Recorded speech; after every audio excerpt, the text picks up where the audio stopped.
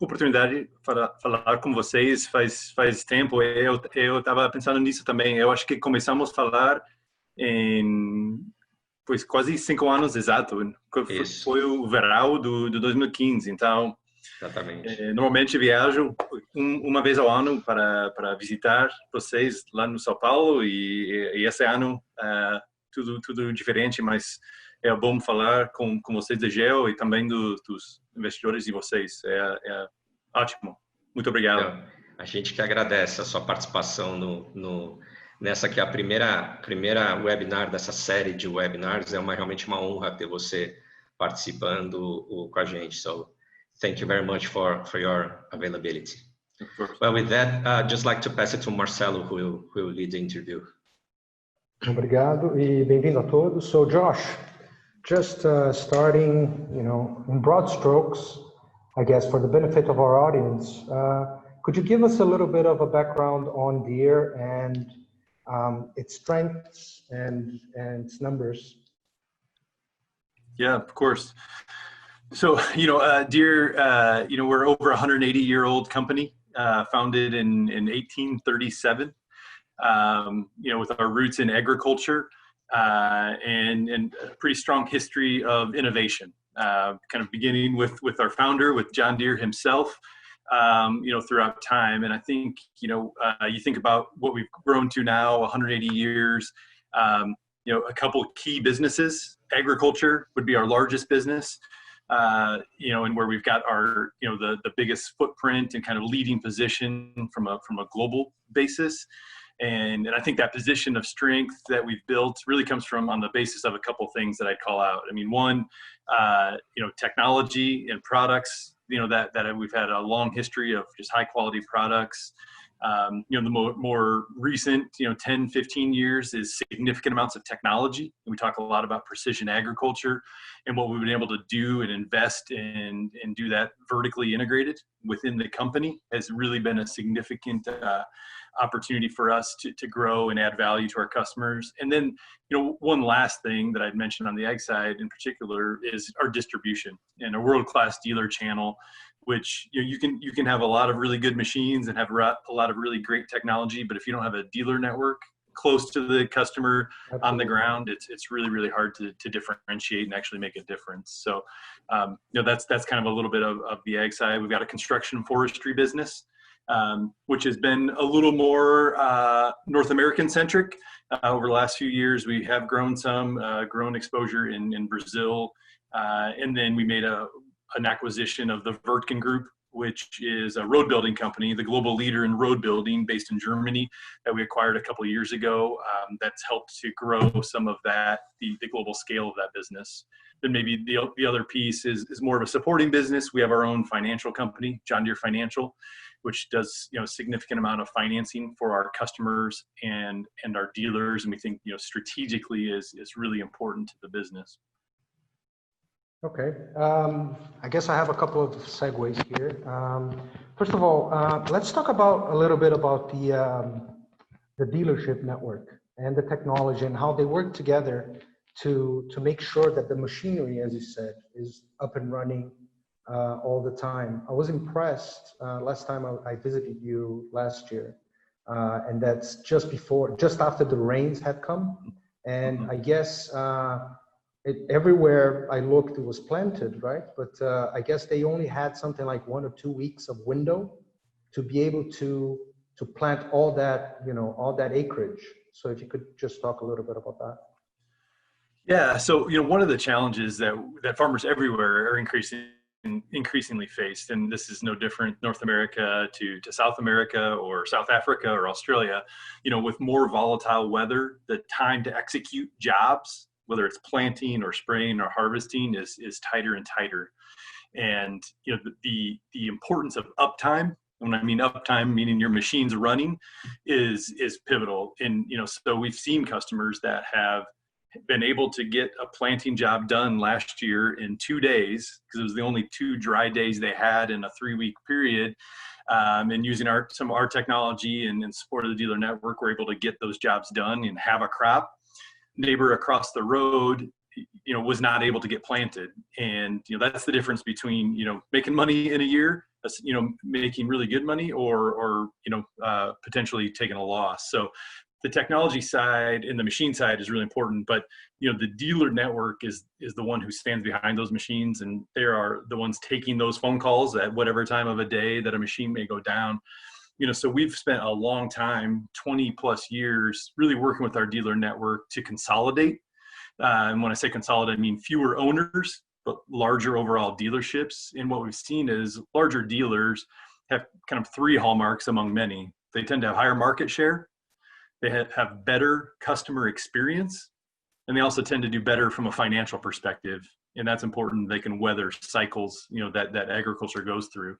We really started that journey in North America. We copied that exact same playbook, and we've done that in Brazil, in other parts of South America. And I'd say we're really accelerating some of those similar efforts in Europe, where we see, other different opportunities. But the dealer network and the importance of that consolidation and the financial strength of them is it allows them to invest in their capabilities and their infrastructure to support higher levels of technology.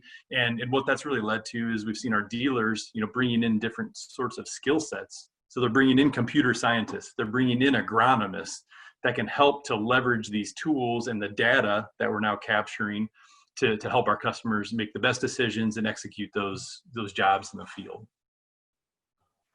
Great. You mentioned precision agriculture, right? I mean, it's a big concept, I suppose. And can you tell us a little bit about how you work also with the farmers? There are some farmers that you work for many, many years to develop, for example, the connected fleet. So what that is and how does that work?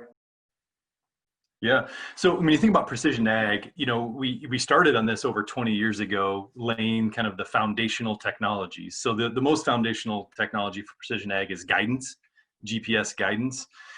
We actually bought a satellite company in 1999. So we have our own satellite network, which allows us to then, write code and corrections to make that as precise as possible. And today we're able to get sub-inch accuracy, so 1 or 2 centimeters of accuracy repeatedly, and that's the level as you go further down the precision ag, development cycle, if you will, that is demanded. So guidance is really important. The next step was telematics, and that means connectivity. So modems on your machines that can communicate. And we started to put those in machines in large ag equipment in 2012. And what we're able to do with that now is we can monitor our fleet. Our dealers will monitor fleets, and they'll be able to see what's going on with the machines. And because we've had that information now for almost 10 years, we can do through data and analytics. We can actually predict when you're going to see failures ahead of time. So I could reach out to you, or a dealer might reach out and say, "Hey, Marcelo, this part is going to fail in the next 3 hours. So we're going to send someone with that now. Let us know when you're done for the day or when you're stopping for lunch, and we'll change that part out." And what we've seen is that ability to do that, eliminate downtime, has been extremely, extremely beneficial from a customer perspective. So those are kind of, so you got guidance, telematics, and then you start to layer on what we would call kind of automation features. And that's where we can start to take some of the decision-making out of the hands of the operator. And that's important because everywhere in the world, whether it's North America, South America, Russia, wherever you are, skilled labor on the farm is harder and harder to find. And particularly we tend to operate in more rural, remote locations. So to the extent we can remove some of the decision-making process and make it more repeatable and with a better outcome, that's better for our farmers. So we've been able to do that. A good example is on our combines. We have something called Combine Advisor, which looks at the grain coming through the machine and looks at grain loss going out, and actually makes, through algorithms and machine learning, makes suggested changes to the settings of the combine, which can lead to 5+ bushels an acre of better yield because it's adjusting in real time. Whereas, traditionally the operator has to make that change. They have to actively do that. Today, that's being pushed to them, almost like Google Maps saying there's a faster route. Do you want to take it? You say, yes, I want to accept that. that's important. So as we started to introduce those types of tools in planting and in spraying and in harvesting, which add significant value, both yield improvements, but also taking cost out of the system, which, in a time like this with lower commodity prices, the ability to take cost out of the customer's, cost structure is extremely, extremely valuable. And it can improve margins even in a time of lower commodity prices. Maybe the last thing I'd mention is kind of the next frontier on precision ag. And that's really getting into artificial intelligence and machine learning and robotics. Mm-hmm. And I'll just give you one. Oh, go ahead, Daniel. No, please go ahead, Josh. No, maybe one last example on that piece would be, as we think about where we're headed, we bought a company a couple of years ago, a company in California in Silicon Valley called Blue River Technology. And they're focused on, through computer vision, robotics, and machine learning, being able to differentiate in real time a plant versus a weed and only spray the weed. And in testing, since we acquired them a couple of years ago, we've been out testing. We're able to eliminate between 80 and 90% of herbicide that's applied to the field. And so that's a significant, you think about the cost of that, that's a $25 billion global spend, if you will, from just a herbicide perspective. But then also there's huge advantages, obviously, to the environment, as well as, overall, we think to the yield perspective, because you're not spraying plants with chemicals they don't need. And we think we're going to be able to leverage that technology, and we're already working on how do we leverage those sorts of technologies across our portfolio, not just spraying. So I'll pause there because that was a lot. No, that's really great. Let me maybe use as a follow-up question, we just received here from the audience, given that you just mentioned precision ag and machine learning. Is autonomous driving also reality or something you guys been considering? Question number one. And question number two, can you please talk a little bit about your competition, especially in China, where the audience here is, we assume there's also a lot of room for you guys to grow as well. Yeah, for sure. Yeah, so the question of autonomy is a really good question. And today we have a lot of the technology to do autonomy. Like our tractors today already effectively drive themselves. The GPS guidance drives them. The farmer puts a plan in, and the tractor really executes that plan. So it goes, makes its turns around, does all those things. We would say we're on a journey from automation to autonomy. And to get to pure autonomy and to really leverage that where it's really meaningful, you need the machine to be making decisions. You need to automate the jobs that they're actually doing. Because today, the operator is not really driving, they're not steering, or they're really making decisions, making adjustments and those sorts of things. So, as we think about each of our jobs, all of our product platforms, or we think about every job for a crop, we're implementing more and more automation. So as you automate planting and you automate spraying, and if you think about, I explained Combine Advisor on the harvester, kind of the first generation where the operator is accepting those changes. We're thinking about generations 2 and 3 of those technologies, which start to drive to kind of pure autonomy. Maybe one other example is today we have some, what would you say, kind of our semi-autonomous tools. So if you think about, the pictures, and the best pictures are in Brazil, when you see, a fleet of combines, in a V-shaped form, they're harvesting and they're offloading into wagons, a trailer pulling a wagon, and they're offloading their grain. Well, one of the pain points or challenges that farmers had is they would lose grain. It seems almost silly that they would drop grain because they wouldn't hit the cart. And they wouldn't hit the cart because they weren't going the same speed, or they weren't at the right distance or proximity. So using the technologies, and we've had this for 5 years probably, is when the grain cart pulls up, the combine operator actually takes over driving the tractor, controls speed and spacing and proximity while they're unloading into the wagon. When they're done unloading, he or she hands back over control to the tractor operator, and then they drive away and go offload. So, we've had some of those which are, leveraging autonomous type technologies.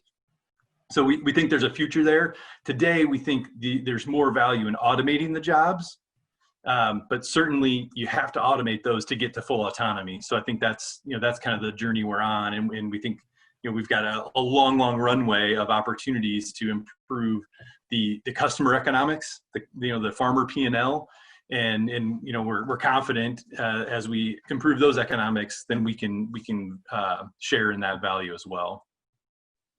I want to. Go ahead. Go ahead. No, please. If you had something else. No, I was going to jump to the China question. So do you have some follow up there, Marcel? Okay. No. Yeah. So I mean, on competition, maybe I'll start with think about agriculture, maybe in particular on precision agriculture. We've taken a different approach than our competitors from a technology perspective, in that we are much more vertically integrated. We made a decision, and this goes back 20 years ago when we started in the guidance, the GPS guidance. We saw a tremendous amount of value to own those technologies, design technology, and integrate it very, very closely with our machines. So that's what we've done. And so a lot of these technologies we build ourselves, we design jointly with the machine. We think that's seamless. We can leverage it across all of our products. But then also maybe the most important component of that is if something goes wrong with either the machine or the technology or the data, you've got one person to go talk to. It's the John Deere dealer. So the quote, and you'll hear people talk about in the U.S. is the dealer would say there's one throat to choke, and that's the John Deere dealer if they've got an issue. Our competition has partnered on a lot of these different technologies. So they may have a partner for guidance, they may have a separate partner for data platform, and they may have a different partner for other pieces of technology. So could be 3 or 4 different players involved in a solution that one aren't necessarily built to work together. They're not designed jointly at the same time. But then also from a support perspective, there's not you've got 3 or 4 people that you need to figure out who's going to solve this problem for me. Right, sure. So that's that's one of the things, that last mile from the support side is really, really important, that integration. And then if you think about kind of where competition is, I mean, we've got a couple of major global competitors. AGCO, Case New Holland would be the biggest two on the large ag side. You start to think about others, if you get smaller, from a smaller tractor perspective, like a Kubota or a Mahindra. And then, China has kind of its own, is a whole host of different competitors, mostly local, some, state owned. And, it's been important for us. We compete with them in China. So, we think we understand them well in terms of, how they're operating and what they're offering. Today, we haven't seen them make significant changes or strides from a technology perspective. I think you're still seeing them grow from a horsepower perspective. But overall, the China market has been slowing, and in some regards, from an industry, units has been shrinking. So it's one that we watch, we compete in, and so we're continually kind of looking at the competitive landscape. Maybe in the last 10 years, kind of the new place we started looking are startups, which historically hadn't been a huge competitor that we thought about. You thought about who are Deere's competitors, you thought about other people's pieces of equipment, but we're increasingly looking at the world of startups, and there's been a lot of money that has gone into VC funded startups and ag tech. So today we have 2 operations in California, Blue River, which I mentioned. We also have an office in San Francisco. So we're regularly interacting with that community, and because of our size and market position, if someone's getting into agriculture, we tend to hear from them and talk to them. And at the same time, we started an ag tech collaborator where we bring 3 startups in every year and give them access to some of our experts or our dealer channel to really test out, whether it's their technology, their products, and learn. And then it also gives us an opportunity to get a better feel for, who are they, what are they doing? Is it technology that's interesting, or is it just capabilities? Is it skill sets that may be interesting? So we've got an opportunity to evaluate them. So I think we're today increasingly looking at both kind of the physical competitors with the machines, but then who are competitors that maybe could be disruptive, and being mindful of that. And I think that's a little bit of our precision ag strategy has been really focused on how do we try to do the disruption? How do we disrupt ourselves to some degree, to eliminate, or we're never going to eliminate, but mitigate the risk of someone else coming in with a technology that can sit in on top of something, and derive more value. That's great. That's great. I have one follow-up question on that. I remember we talking about how these capabilities and these add-ons come in the beginning. For example, the GPS and then eventually the connected fleet came in as, I guess, an extra on the machinery that you're building. And now it actually becomes part of the package deal, and eventually it kind of helps the farmer to be able to have a better understanding of their fleet, right? I mean, you even showed me I guess the phone application, which you can actually change the settings on the harvester through your phone, which I was impressed. Yeah, you're right. So, a lot of these things when we started, they were add-on features. So things, you'd buy a combine and you'd add guidance to it, for example. As we got very highly adopted, guidance and telematics, for example, just moved into base equipment because, call it 80+% of people were selecting those options. Now, maybe importantly there, the difference between kind of what we're doing versus automotive is when those things move into base equipment, price moves up. So, we get this question a lot because typically a car's price doesn't change, but you're adding features to kind of that same price. Now, when we have a feature that we add into base actually moves up. So as we add guidance, for example, or telematics, that's important. And that's important because we see the technology side as being significant to our margin opportunity as we go forward because of the value that we can create for customers. And so one of the things that we have developed are, as we think about kind of the user experience, we maybe you wouldn't have expected this, but we've got a team of PhDs in psychology and human factors designs who think about how does the customer interact in the cab of a machine, and how do all these things work together so you can get a really uniform user experience from a tractor to a sprayer to a combine, so it's as intuitive as possible. And then to your point on Combine Advisor, that feature that is making adjustments or suggesting adjustments to the operator. The other part of that is with our digital tools, an owner might have 3 or 4 combines out. They may be in one operating, but they've got 3 other people operating. They can actually calibrate and adjust their settings, and then on their phone actually change the settings on the other machines to try to optimize. And that's important when you get back to the skilled labor issue that we talked about a minute ago. Absolutely.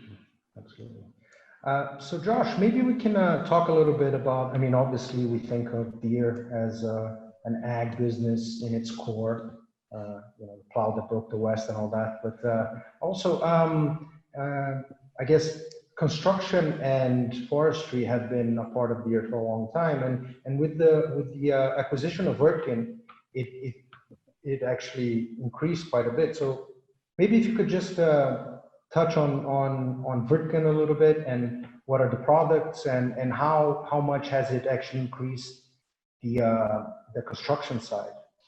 Yeah. Also, if you could also mention how much of our business currently is ag and how much is construction, so the audience also has a sense of the business mix. Yeah, it's roughly 70-30, 70% agriculture, about 30% construction. It'll ebb and flow a little bit, but that's generally kind of where we're at. Yeah. So if you think about construction and forestry, we acquired Wirtgen, as we talked about, global leader from a road building perspective. And so they've got kind of 5 different brands. I'd say 3 really focus on road building, and that's kind of milling machine. So the machine that for lack of better terms, chews up an old road before you put in the new road. They also do concrete paving, and then they've got a brand called Vogela, which does asphalt paving, and then Ham, which does compaction. So those are rollers. So that's kind of the road technology side. And, and they're obviously Wirtgen, named after the Wirtgen family. So they started with the milling machines and the concrete paving, and they acquired these other businesses.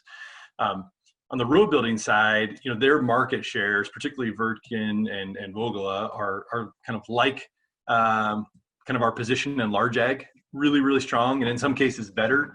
In some markets they have extremely strong market share. So we see that business kind of road building as maybe the most premium segment of construction overall. And I think, we'd also view it as a little bit less cyclical than the general construction business, just because infrastructure tends to be, longer projects and funded in advance. So that's an advantage of that business. And they have two other businesses, which are more in what we call mineral technology. So a screening and crushing business called Clayman. And then the last acquisition, which they made really not long before we acquired Wirtgen, was a company called Benninghoven, which does asphalt plants. They build mobile asphalt plants. So that's kind of their business. I think the other interesting part about Wirtgen, we talked about our construction business being much more kind of North America centric. We've grown some in South America, but Wirtgen is about 40% of their sales in Europe, about 30% in Asia. That's mostly China and India. And then the Americas in total, about 25%. And then, 5 kind of in Middle East and Africa.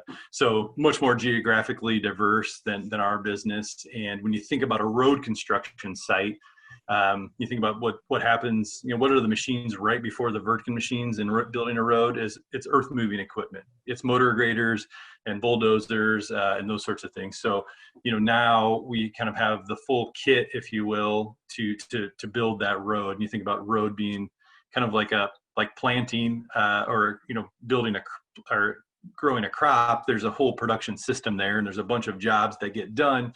And we think we've got opportunities now to leverage kind of our full set of road building equipment of Wirtgen plus our earth moving equipment to kind of meet the needs for that road building contractor. There are also different cycles, right? I mean, it decreases the impact on the ag cycle on you, because obviously you're more dependent on road building, but also road building has the maintenance as well, right? It's not only you built it once and it's done, right? Yeah, that's right. I mean, yeah, we do think even road building from construction, probably a little bit different cyclicality there. And then I think you're right in that, relative to ag, they do run somewhat different cycles. And, I think, overall from a Wirtgen perspective, we've tended to see that business be a little more stable. Now we've said that, and then you kind of come into COVID, which is somewhat unprecedented. We'd say that's maybe a little bit less of a cycle and more of a global event, just because you had job sites kind of closed down around the world. But yeah, I mean, we do see that being a little bit more stable, and it's got a very attractive margin profile. From and some of that's their market position and how they're set up. So it's been a very good acquisition. We're still early on in the integration, but we feel really good about the opportunity there. And given that we're talking about Wirtgen and the construction side of your business, we have a question here from the audience. In terms of the infrastructure plan that was released by the Trump government, how do you see play or being an opportunity for you guys to capture going forward? Yeah, I mean, so infrastructure programs, tend to, take a little bit once you're funded, and funding's always the biggest problem. That's been the biggest challenge in the U.S. over the last, more than 5 years probably, is how do you pay for it. But tends to take a little while from the kind of time you sign it, 12 months. But once you start, seeing dirt get moved, there's a 5+ year benefit of that. So, to the extent we see infrastructure bills get approved and funded, we think that tends to have a pretty long benefit to the overall construction industry, which we feel like we would definitely participate in. Okay, perhaps we can talk a little bit about the John Deere Capital Corporation, how you use Again, not everybody should know about this, but you also have a capital corporation that leverages or helps to finance the ag and construction business that you have. Mm-hmm. Yeah, so John Deere Financial, is unique. It's captive, but also solely focused on financing John Deere customers and John Deere dealers. So we're not out financing other different things. That's what it does. That's what they wake up every day thinking about. And I think that's a little bit of the advantage there is long history. In some cases we financed multiple generations of a family in a farming operation, so we know them well. We know how they operate, which has been I think really helpful for us, because one of the things that we've seen is other financial institutions are willing to finance in ag when things are good, but when things aren't, then they tend to go away. And John Deere Financial always being there stable throughout the cycle is particularly important. It also, what we see is those customers that finance with John Deere Financial tend to actually have a better overall experience. So when we survey, they're better, higher net promoters, and we think there's a few reasons for that. But one of many is there's more contact. Our folks are talking to them more often also. So it's been strategically super important for us. And as you think about we don't have kind of a one size fits all strategy in terms of how we go to market. If there is a functioning, capable local market that provides funding and liquidity, we don't go in. Then we don't feel the need to go inject our capital or take capital from elsewhere or raise it. We'll leverage the markets. But in some places where that's not possible, then we will go to market. Other places we partner. So in Europe and a number of places in Africa, we will partner with a bank who actually does the underwriting, they do the funding, and we kind of are really just the front end. And there's some risk sharing. So we try to take a pretty tailored approach market to market in terms of what are the needs of customers, kind of what's the capital market look like, and how do we play in that. I think over time what we've seen is, we've had a strong history of low write-offs. Particularly on the ag side, as you think about going through, the last few years, since 2013, have not been super strong ag end markets in North America, for example. And our provisions or write-offs have been extremely small, like less than 25 basis points. If you have to go back to the 1980s, when we went through 7 years of agricultural downturns. In the ag book had write-offs of 65 basis points. So we've continued to have a really strong performance there. Some of it is because unless you're going to exit farming, you need that equipment. So we obviously work with customers but we've continued to see agriculture farmers have been really good credit risk. You mentioned it. You're talking about how you use that to mitigate, I guess, crisis, and you've always been there for the farmers. Now, we're coming into like COVID-19 and coronavirus, actually from the trade war with China and the U.S., right? But we're also coming with dealership inventories and used inventories at an all-time low, right? So dealership inventories being low, and expecting that the farmer is gonna start changing or upgrading their machinery, right? So what are your views on that?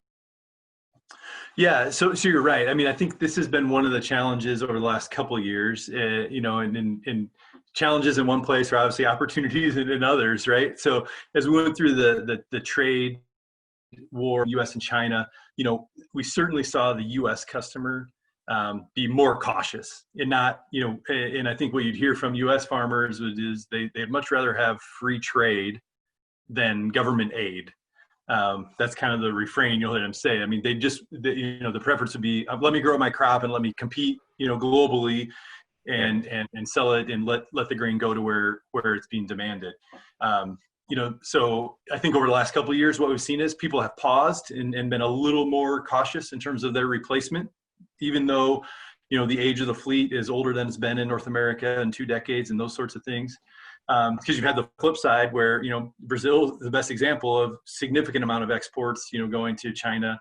So, those dynamics have kind of, played both those markets or impacted those markets a little bit differently. Mm-hmm, mm-hmm. But expanding on the COVID-19 situation, can you please comment on how this crisis has affected Deere and what are the measures taken to deal with the situation while returning to normality? Yeah, it's a great question, and I think it's actually one we feel really good about how we managed through. We started to take measures early, and I'd say ahead of before governments or others were kind of putting out guidelines, and that really allowed us to first and foremost keep our employees safe. And keep operating, but then also taking care of our customers. So when you think about our factories, even in Europe, in March, which would have been kind of the epicenter of COVID at the time, our facilities were only shut down between 2 and 10 days during that time frame. And that was either the combination of kind of government kind of quarantines or supply chain. So we had, in Europe in particular, we saw the impacts of supply from Italy and Spain. But we do know, for example, one of our factories, we were down for 2 days in Germany while we really shifted from a single shift, 1 shift operation to 2 shifts to be able to accommodate, social distancing. And, we were down for 2 days. We know one of our competitors has a very similar factory not so far away, and they were down for 7 weeks. So we feel like we were a little more nimble, a little more agile, but we took measures early that really, really helped. To make sure people were safe. I mean, coming to North America, large ag, we pretty much ran through our second quarter through April uninterrupted. In South America and Brazil, as we went through the harvest, we had some shutdowns planned that we would normally see. In a few of our facilities, we ended up taking everyone took a couple of weeks just to try to mitigate and minimize exposure. And maybe most importantly, after taking care of our employees, was our dealers across the globe were up and running, with the only exceptions of Italy and India, where there was complete lockdown. So we were able to take care of customers. Our parts operations were up and running. So I think that was really important, and we were able to kind of keep things going. And then on top of that, we did all the reactionary things. We went out and raised money in the capital markets just to shore up liquidity and make sure, to the extent that there was market disruption, that we didn't have challenges on liquidity. So we did that really early. We did that in March. And at the same time, we started pulling cost levers. So, taking costs out of the system as we were, starting to see, signs or concerns about what happens to demand. So we started pulling back on cost. And I think all those things allowed us to, operate pretty well given the environment. And then, our second quarter, if you think about ag and turf, we had a 13% operating margin, and in an environment where sales were down pretty significantly. So that's a little bit, Daniel. I don't know if there's anything else on COVID you're curious about. That's great. No, that's really good color. Thank you.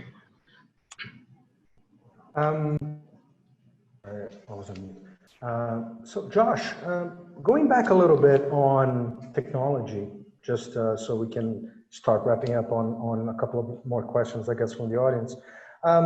We mentioned, we talked about the right of repair and how that actually changed the way that people want to be able to repair their own machinery.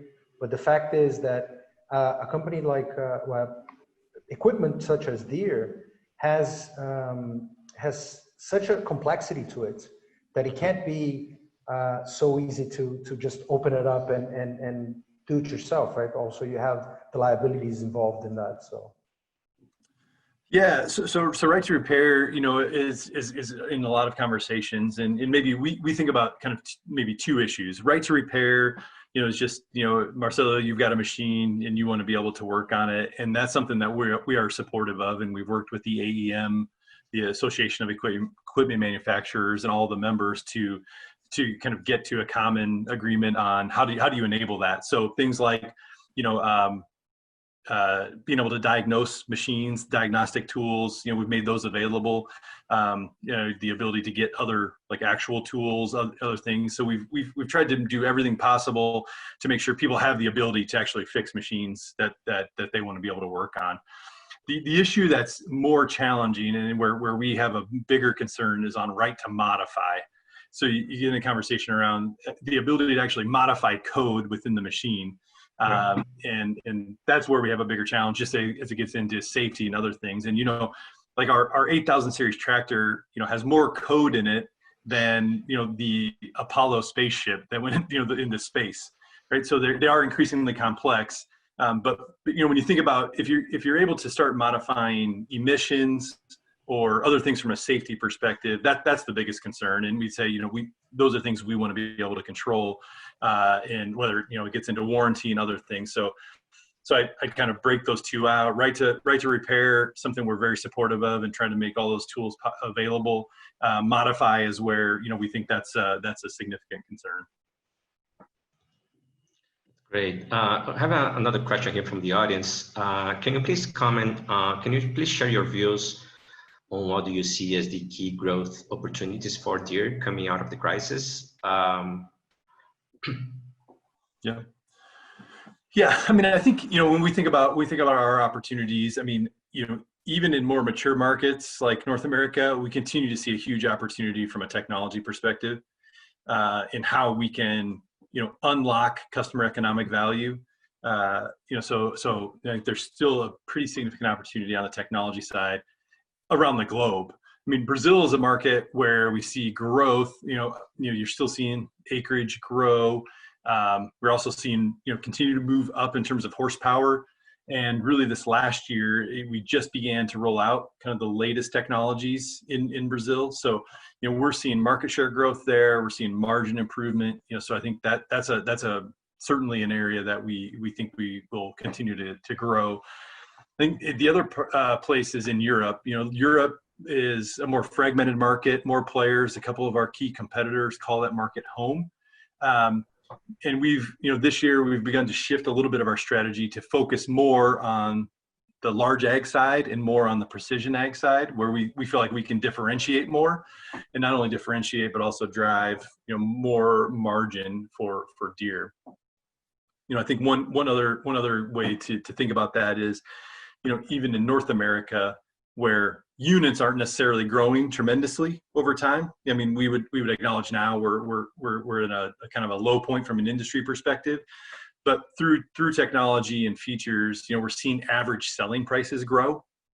So that's another area where we don't necessarily think we have to see units grow to be able to grow our top line and grow margin as well in North America. Other parts of the world, we think there's real growth. Perfect. There's a question exactly about that from the audience as well, which is there any technology barrier to go into markets such as Brazil? I would expand that to, for example, what is the adoption rate on technologies such as GPS and fleet management in countries that are not so, or are developing economies? It's the appetite is huge. I mean, traditionally, I would say a new technology used to come out in North America, it would be 5 to 7 years before it would make its way to other parts of the world, Brazil included, or today, that's shrunk to be a couple years. And what I tell you is, as you meet with customers, they would like that to be no time gap at all. So the appetite is there. Brazil, poses some unique benefits too, as you think about getting 2 crops a year. Most of our customers in Brazil get 2 crops a year versus 1 in North America. Some get 3. So, the return or payback on a lot of this technology can be really, really fast, and meaningful. We tend to think about technology, North America as a 1 to 2 year payback. So even if you say a 2-year payback, you're half of that, potentially in Brazil, because you're getting 2 crops in a given year. So, I think, there have been some constraints. It took some time to really perfect guidance, for example, in South America. And there's some atmospheric disruption that happens closer to the equator. So guidance, we had to kind of calibrate, we had to learn and get smarter about, it's called scintillation, which we obviously weren't familiar with in North America. But the appetite from our customers, but also the dealer network has done a tremendous job in preparing the infrastructure and the ability to take care of customers and drive that technology. So I think in Brazil today, we've got over 30 what we call data operation centers in our dealerships. So you'll go into a dealer and you'll see like kind of like a war room, a wall of monitors that'll basically have all of their customers on a map, every machine laid out on that map, where they're monitoring every machine and how they're operating. Where are there issues? Are there challenges? You talk about doing predictive, proactive maintenance, and that fleet management helps significantly in being able to make sure you got uptime, particularly when you think about the tight windows of your harvesting, but then you're planting right behind it. You can't have machines down during that time frame. So we think Brazil has tons. One, we think the overall market probably grows, but also given the way it's shifted towards technology, we really love the position that we've carved out in Brazil. Mm-hmm. I have another COVID-19 related question. Maybe it's not an easy one to respond, but to ask the question is easy. To respond is a different subject. But how long would you say it would take for us to go back to pre-COVID levels in your business? Yeah, it's a great question. One we wish we knew exactly. It's been interesting because what we've seen is large agriculture has been more resilient as we've worked through this. And I think large farmers really just in part of kind of their DNA, they're accustomed to dealing with more uncertainty each and every year, whether it's commodity prices or weather or trade. So they've seemed to really share an attitude of, we're going to go do the jobs that we need to do, that we do each and every day. We're going to plant and spray and harvest.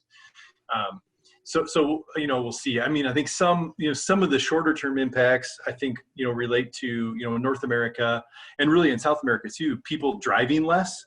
So demand for, gas and ethanol has been down. So, we're seeing, higher carry out of corn, higher inventories of corn in North America. And I think similarly, higher levels of sugar in South America that would be going to ethanol. So, I think those are some short-term impacts that have put a little bit of downward pressure on commodity prices, which as a result, have some sort of, dampening impact on demand.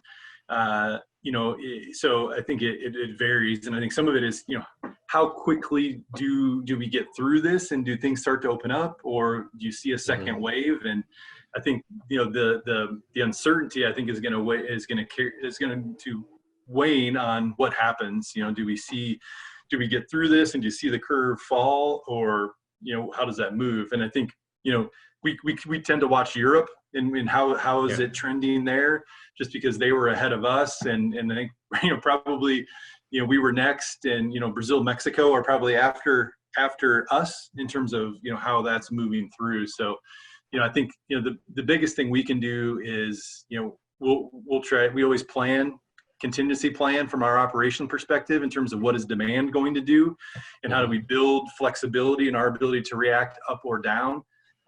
Because I'd say at this point, it's still pretty uncertain as we move forward. So, not a great answer, but an answer. It's good for us.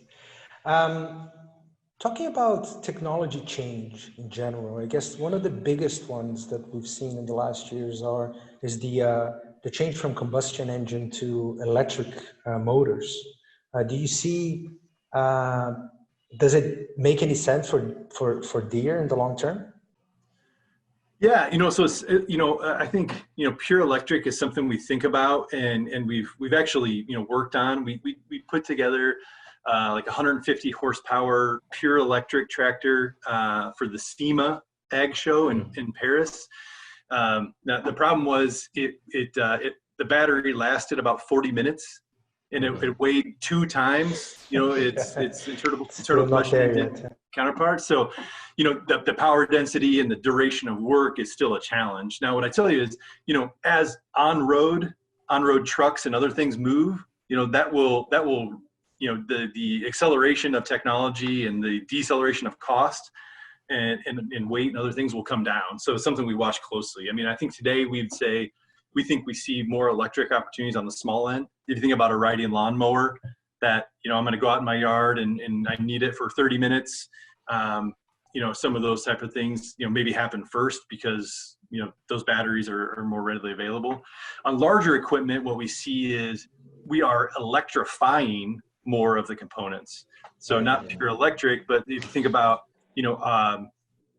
like our high-speed planter, for example, ExactEmerge planter, which we can plant at 10 miles an hour compared to the previous version, which was 5 miles an hour. So we doubled the speed.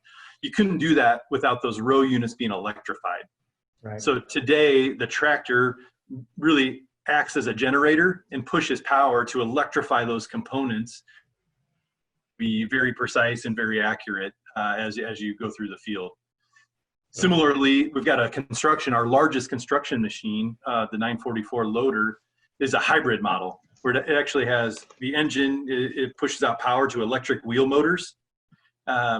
And then as a result, it can be much more efficient in terms of how it uses it. So it's a little bit hybrid in that regard. Engine kind of operates at a more of a level RPM and then pushes electric power to the wheel motors. So I think we're going to continue to see more going that way. Today, I think the power requirements and the duration of work represent a challenge. So I'd say in the interim, the near term, we're more focused on how do you electrify more of the components. But I think it's really a matter of just when do we get there from kind of a weight, duration, cost perspective in the off-road application.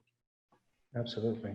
Well, we're getting into the top of the hour here, so I just want to make sure that we cover a couple more questions only.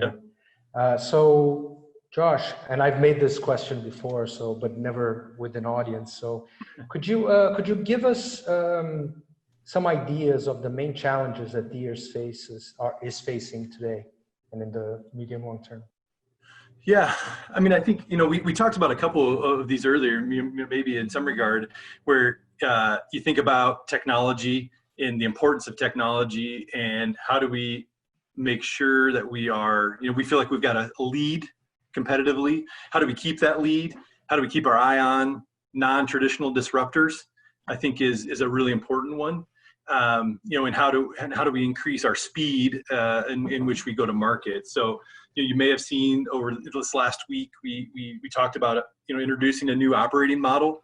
We're organizing the company differently, and I won't get into all the detail, but one of the key drivers there is the desire to be able to spend more in R&D in these areas where we see bigger opportunities in technology and precision and production agriculture. At the same time, that means we want to be spending less on other things. So how do we focus there and make sure we're spending what we need to spend to extend that lead and create value, while looking at other parts of the company where we spend differently. So I think as a result of some of that, one, there's speed, there's continued focus on technology. I think the other piece is from an organizational perspective, how do we get a little bit leaner and more agile so we can react more quickly? And how do you marry kind of technology with this hard iron business, that we've had for 180 years and try to get them working, never going to be the same speeds. Software is coming out every 2 months, new products every 5 years, but how do you bring those closer together to be able to continue to add value? Mm-hmm. And I think the other piece too is how do we continue to make sure we're bringing in the best talent, some of our geographic locations now help us with being in Silicon Valley and those sorts of things, but I think the continuing to make sure we're winning battles for talent. And particularly as we see this shift to more and more technology, I think those are a couple of things that are top of mind for us. Sure. I think we may have time for one more question, if I may. Josh, as we all know, we've been looking at a lot of volatility in the market in the past few months, and of course that Geo's share price has not been immune to that. On one hand, on the other hand, I know that you spend your whole day talking to investors all around the world. So, question I have to you is, what would you say, or is there anything that the market's not giving Deere's business model enough credit for? Anything you believe that the market may be missing? Yeah, it's a great question. I mean, I think there continues to be, I think maybe not a total understanding of what we think we can deliver from a value perspective to farmers, and the opportunity of value creation from the technology side. And we fully admit it's not been easy the last couple of years to see it as we work through some of the volatility of trade war and other things.